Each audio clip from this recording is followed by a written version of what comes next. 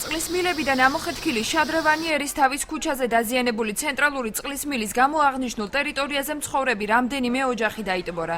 Როგორც ადგილობრივებმა განაცხადეს, წყლის ჭავლის სიმაღლე მეზობელი ქუჩებიდანაც იყო შესამჩნევი. ერისთავის ქუჩაზე მცხოვრებთა ინფორმაციით, ინციდენტის მიზეზი მიწისქვეშა კომუნიკაციების გაუმართავობა გახდა. ისინი ზარალის ანაზღაურებას მოითხოვენ. მეხუთე სართულის სიმაღლეზე ალბათ იყო წყალი რომ ადიოდა, შავი წყალი. წამოვიდა ყველა სამეზობლო მთელი დატბორილია, გაფუჭდა ჩვენი მანქანაც გარეთ გამოვათრიეთ და კომპენსაციას მოვითხოვთ.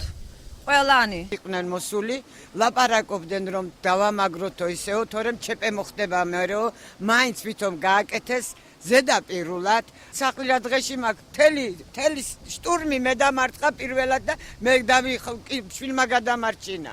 ცხელხას დაურეგეთ ყველასა და არავინ არა, მოსული თქვენ მოდით პირველი. ასეა ჩვენი პატრონობა. ერისთავის ქუჩაზე წყლის სისტემისარეაბილიტაციო სამუშაოებს ტენდერში გამარჯვებული კომპანია ქეთურინა აწარმოებს. კომპანიის წარმომადგენლის ინფორმაციით, ისინი არ არიან პასუხისმგებელნი მოსახლეობისთვის მიყენებული ზარალი აანაზღაურონ. კომპანია მხოლოდ მილების ტექნიკურ შეკეთებას როზუნალყოფს. სვარკა უნდა გაკეთებულიყო, როგორც ასეთი დაზიანება მოხდა და უნდა გაკეთებულიყო და ჯერ წყალია მილში.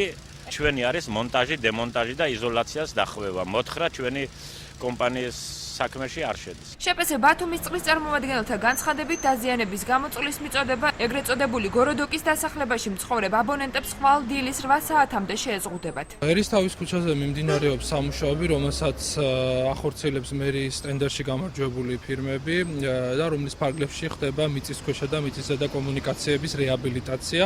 სამუშაოების მიმდინარეობისას საჭირო გახდა წყლის მიწოდების შეფერხება გაგრძელდება ხვალ დილის 8 საათამდე ბუნის და გოროდოკის უბანში. შემთხვევის ადგილზე დღეს მერიის კეთილმოწყობის სამსახურის წარმომადგენლებიც იმყოფებოდნენ, რომლებმაც სატელევიზიო კომენტარზე უარი განაცხადეს. ისინი მხოლოდ დატბორილი ტერიტორიის დათვალიერებით შემოიფარგლნენ.